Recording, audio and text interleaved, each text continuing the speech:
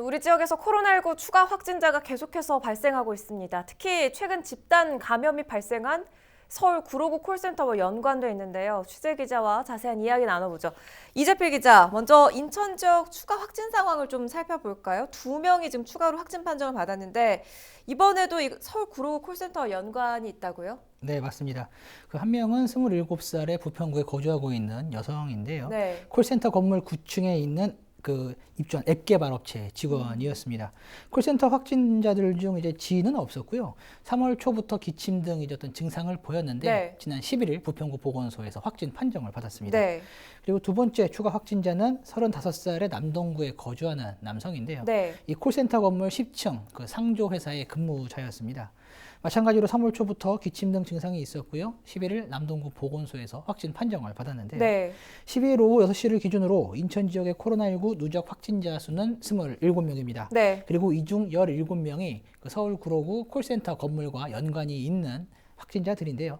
인천 지역 전체 확진자의 63%가 이 콜센터와 연관이 있는 그런 상황입니다. 콜센터와 같은 건물을 사용했던 사람들이 확진 판정을 받은 건데 네. 지금 이 서울 콜센터에서 확진자가 계속해서 나오고 있는데요. 부천 지역도 이 서울 콜센터와 관련해서 추가 확진자가 나왔다고요? 네, 맞습니다.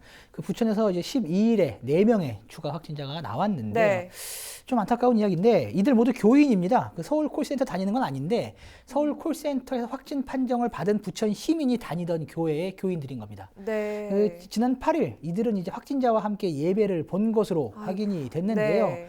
6명의 접촉자가 있었는데 이 중 4명이 확진 판정을 받은 그런 상황이에요. 그 정부가 이제 예배 등 종교 시설 이렇게 밀집된 곳에서의 어떤 이런 좀 모임들을 자제해 달라라고 이제 종교 단체들에게 지금 당부를 하고 있죠. 당부를 하고 있는 그런 상황인데 네.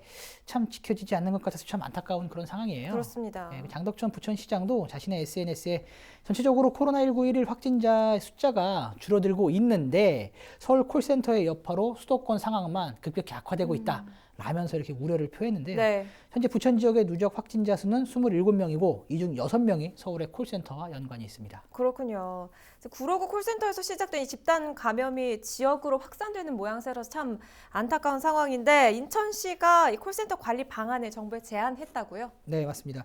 그 12일 국무총리 주재로 열린 중앙재난안전대책본부 회의에서 건의를 했는데요. 네. 박남춘 인천시장이 그 중앙정부가 이제 실태 파악 및 복무에 관한 가이드라인을 제시하고 지방정부는 그것을 이제 그 점검하는 체계로 가야 한다라고 이렇게 강조를 했습니다. 그리고 여기에 콜센터 업종을 금융업과 서비스로 나눠서 각각 금융감독원과 산업통상자원부에서 관리하는 방안을 제안을 했는데요. 이게 정세균 총리가 업종별로 나눠 관리하는 것에 공감한다라고 네. 답변을 한 것으로 전해졌습니다. 그렇군요. 이렇게 업종별로 나눠서 관리를 하게 되면 또 어떻게 펼쳐질지 좀 살펴봐야겠습니다. 자, 지금까지 이재필 기자였습니다.